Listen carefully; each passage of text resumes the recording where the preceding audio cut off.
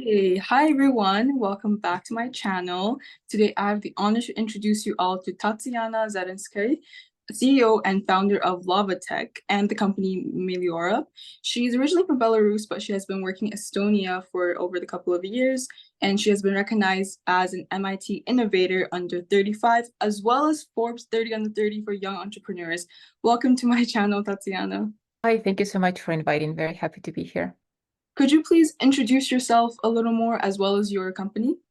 Yes, absolutely. So, as you mentioned, I'm originally from Belarus, but I actually moved to Estonia over 10 years ago. And I started my entrepreneurship journey in here because in Estonia, it's a very startup-based nation. We are a very small country, only 1 million people, but we have most unicorns per capita. So it's weird if you're a student and you don't have a startup. We have a lot of student-based university programs, and then actually also in schools, more and more programs appear for just much younger generation to start their own companies. And that's exactly what happened with me. I went to one of such programs and then founded Laava Tech. It's funny because I'm a lawyer by background, but then I founded a clean tech hardware and software based company, which has nothing to do with legislation. But that was a very good journey. By now, I have over 8 years experience in clean tech, green energy, and hardware industry. That's where most of my expertise lies in. And with Laava Tech, we have developed products. Well, our main product was basically control unit that helps to decrease energy consumption for indoor farms. So anything that goes to greenhouses, vertical farms, and so on and so forth. And then we also had a line of consumer products. Mm-hmm. And it's actually great you brought up the fact that your background was in law because I'm wondering, do you think you took a big risk going to startup, going from a law student to clean tech startups? Well, absolutely. I mean, when I done it, when I started Lava, was I 22 or something like that? I was quite young. I didn't even tell my parents that I quit my law position when I did it because I was afraid they're not going to take it very well.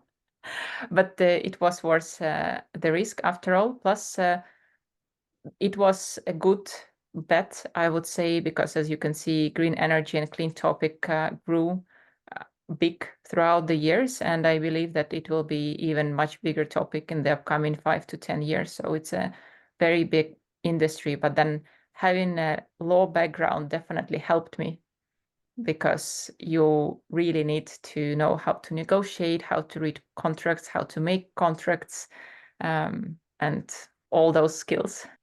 For sure. I'm sure law students, it requires a lot of diligence into work. And I saw that in a couple of your other interviews, you mentioned that one of the traits or one of the things you'd always tell yourself over the years is that, you just have to do it.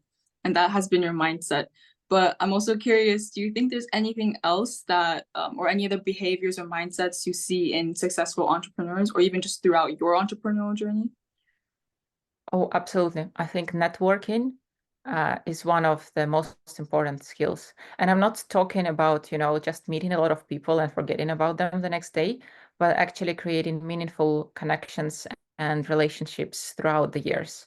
Because people with whom you go to programs, with whom you go to school, with whom you go to university, with whom you have your first job, most probably will be either your co-founders, or your employees or your investors. Mhm. Most of people you will work with in adult life will come from your own network. Probably like 20 to 30% will be, let's say, random people, but even those people will stick with you and stay for the next rounds of your life, let's put it in that way.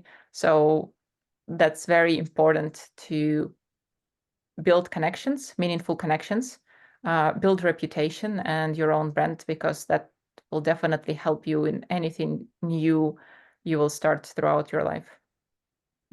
Awesome. And talking about making connections, I know you recently attended Saudi Leap conference in Riyadh. How first of all, how was that experience for you? Oh, that was overwhelming in a good way.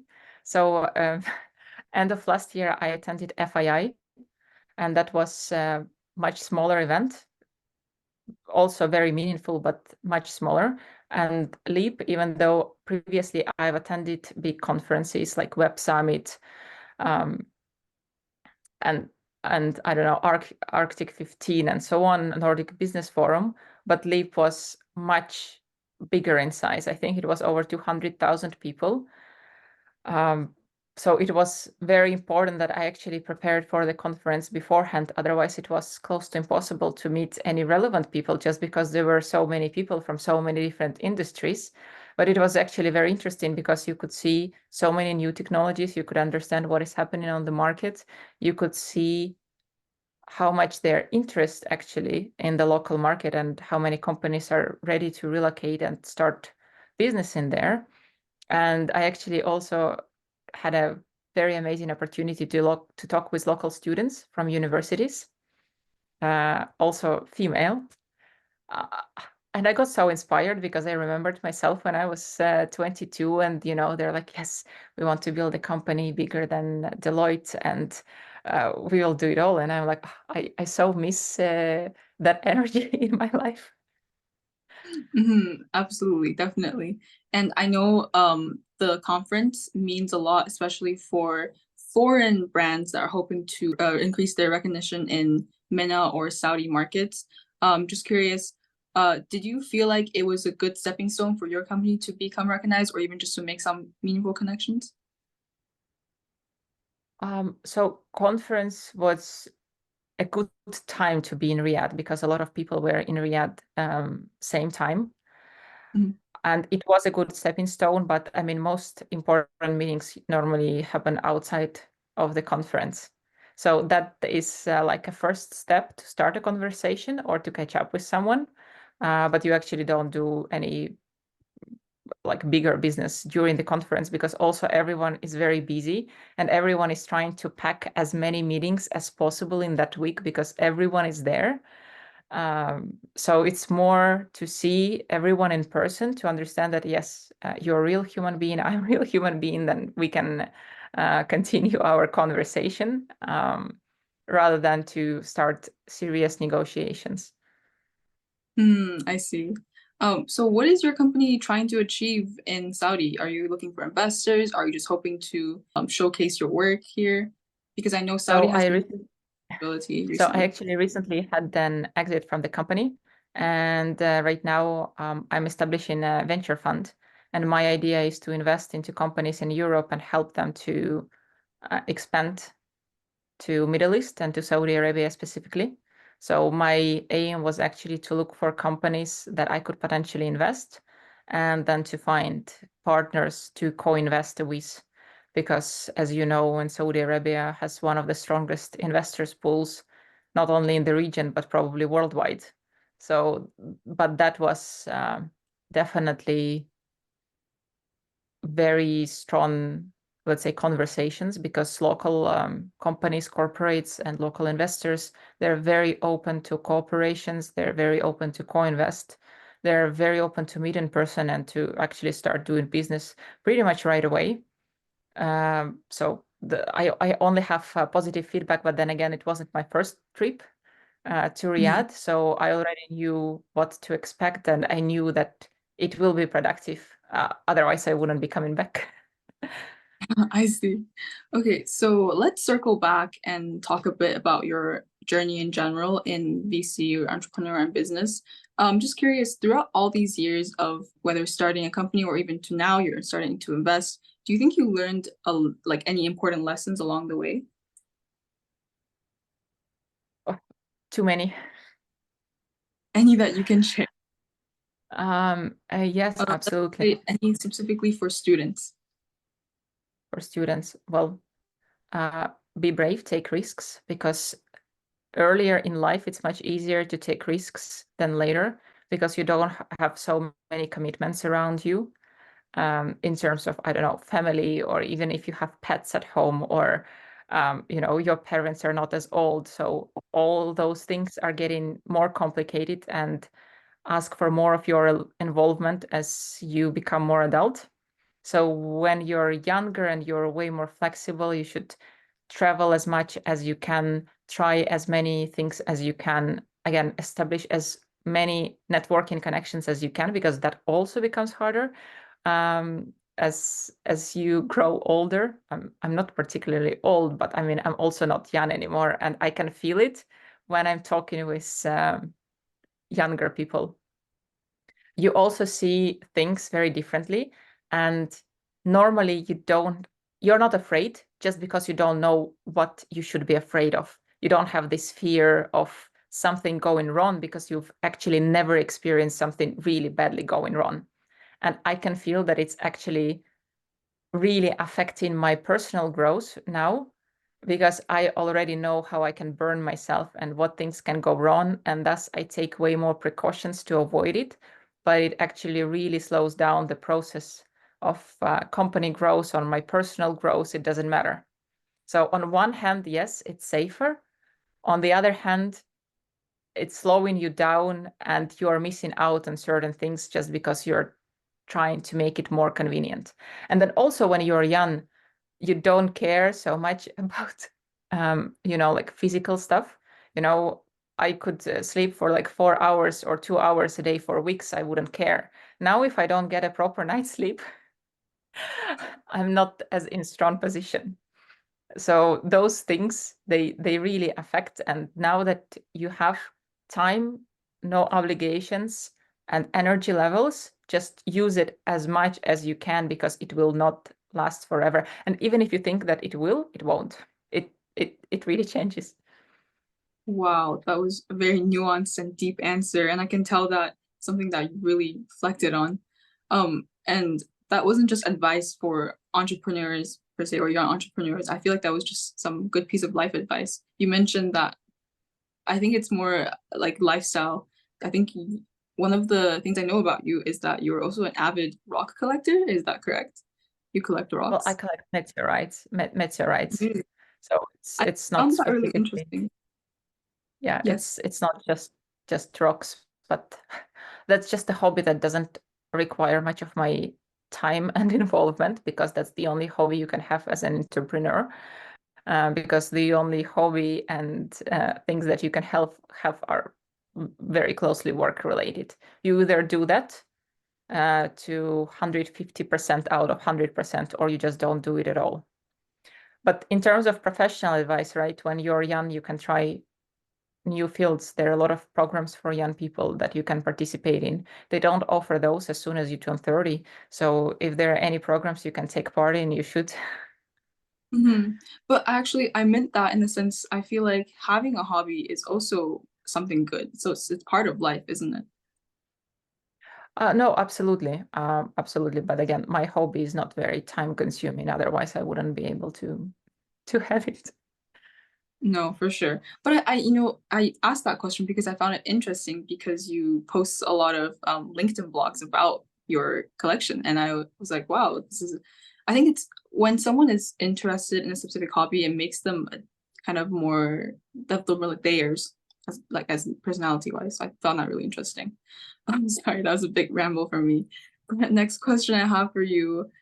So where do you envision yourself in the next 5 to 10 years? I know you're still starting, I mean, not maybe not starting, but you've been on your investor journey, but where do you see you and your work taking you next 5 to 10 years?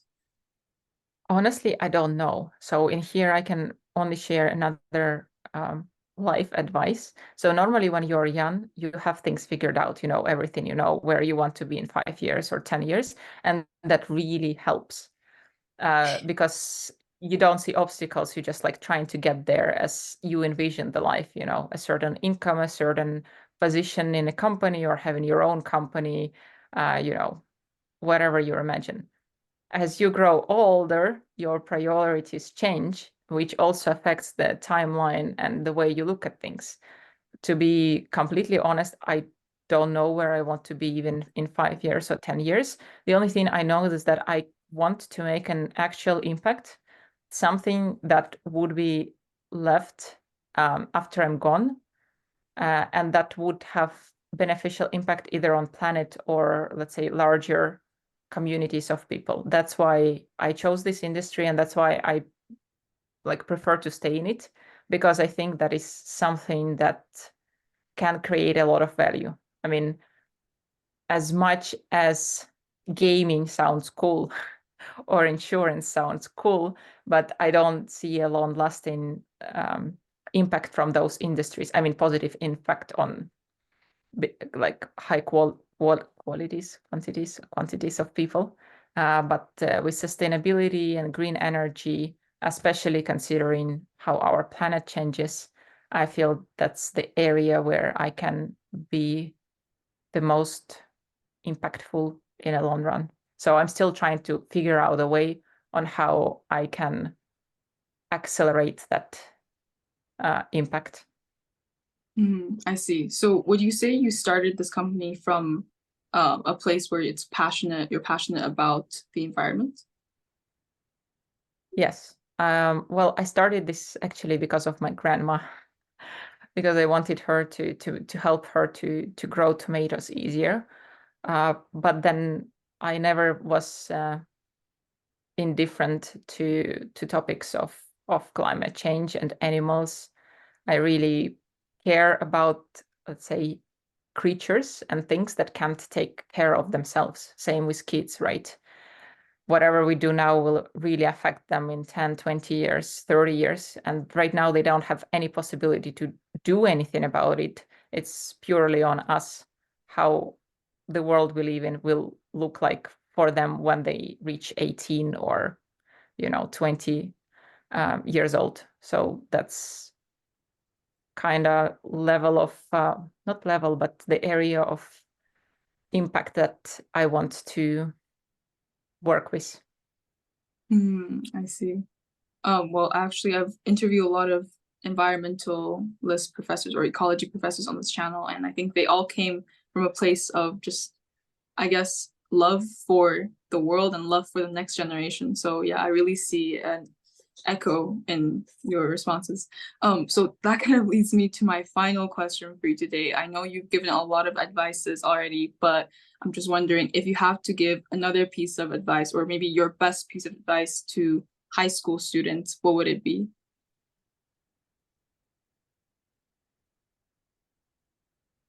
Believe in yourself. Like no one will ever support you as much as you can support yourself.